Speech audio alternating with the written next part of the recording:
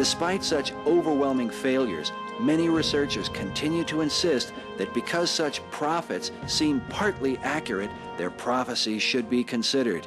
But if their vision does not come from God, as the evidence proves, then where does it come from? I had a friend years ago who was supposedly the world's or one of the world's leading experts on Nostradamus. We used to talk about it a bit, and he wrote books about it. He never convinced me of any valid prophecies of Nostradamus, but let's just say that there were some, because they're ambiguous. But let's say that there were some. How could he be half right? He would have to be inspired not by God, because God isn't half right. And he didn't even claim, you know, this is not God, this is some visions or whatever that he's getting from some source, but he is not in line with the prophets of God. He's not in agreement with the prophets of God. He's not bringing anybody to God. So his source would have to be something else. I believe that Satan can make predictions only if his agents fulfill them.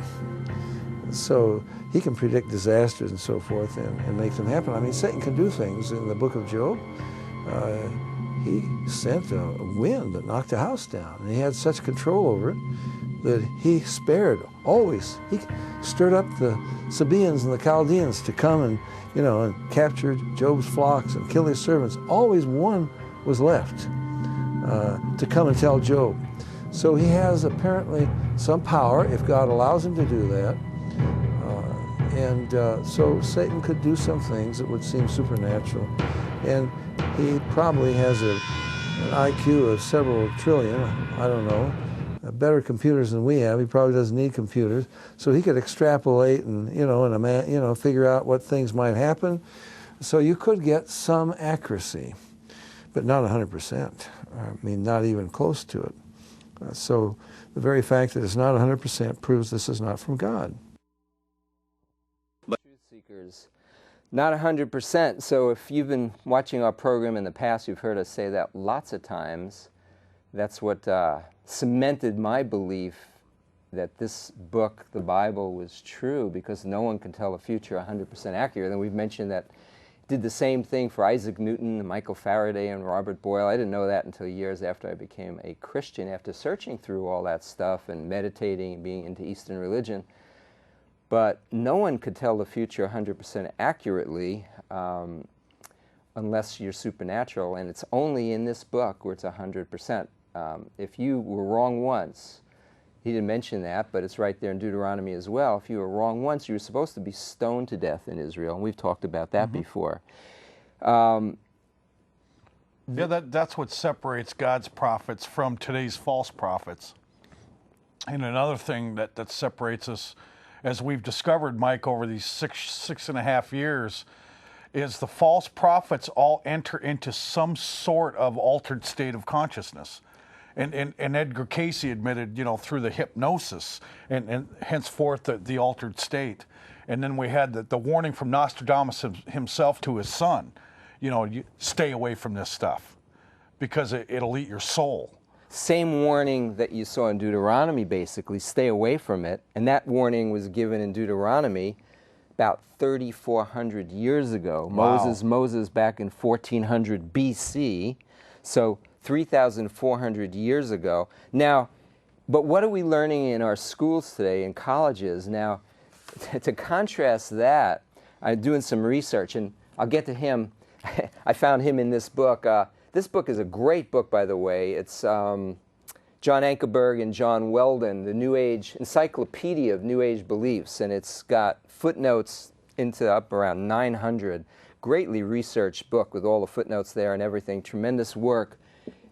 If you want to learn a lot about, and I was so interested in what the mind could do, that's what kind of led me into searching and then to understand my own crazy mind. But in this book, he mentions a guy who's an anthropologist who's taught at Yale and Cal Berkeley, and he's well known in his field, and his field is in altered states of consciousness. As an anthropologist, he became an expert when he took some drugs in 1960 or 61 with some Indians in, I think it was in the Amazon basin or somewhere around there, to enter into the shaman experience of getting spirits in him, spirit guides. And he's taught thousands of others to teach that this is the way to live, that this is, you're going to get the most out of life this way, because it'll heal you. And if you don't have a spirit guide in you, you're not going to be healthy. You're not going to live as vitally as you would otherwise. Now, you contrast that with Scripture, and Scripture talks about don't get near these things, and Jesus talked about them being demons, and people being demonized and oppressed from outside and demonized from within. And he's saying, yes, get them in you. And the Bible's saying, no, keep away from them. Way before, now this man's come up with his knowledge in 1960, about 3,400 years after this book, the Bible, which can tell the future 100% accurately, and that's what God says in his book, that's going to differentiate him from all others. No one else is going to be able to tell the future 100% accurately. And he's done it through many different prophets over more than 1,000 years. And that's why the Jews kept their prophecies, as we've talked about in the past. I mean, this is amazing stuff when you start reading it. I don't know which one to go to first. It says here that Michael Harner, the guy I was talking about, he's the founder of the Foundation for Shamanic Studies. He was trained as an anthropologist, having taught at Yale, Berkeley, and at the graduate faculty of the New School for Social Research in New York City, where he chaired the department. So he headed up a whole department at this school. So he's teaching teachers how to teach our students how to become what he thinks is getting a spirit guide, and what we would say is getting a demon in you, which is not good for you.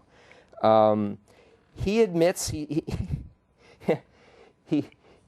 Here in a 1977 article for the Official Journal of the American Ethnological Society, he noted that it was well recognized that the Aztecs were unique in the world regarding the unparalleled scale of their human sacrifices. Well, he kind of whitewashed it by saying, well, they really needed to do it because they weren't getting enough nutrition.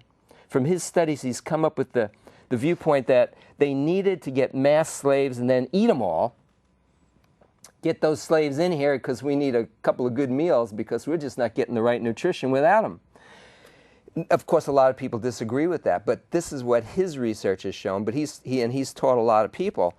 And the interesting thing is, spirit guides are another name for demons, which is another name for what Oprah Winfrey and her friends Marianne Williamson are promoting as channeling these spirits. There's lots of programs on TV, Jay, today about channeling spirits, and Oprah thinks it's the greatest thing. That's the real Jesus.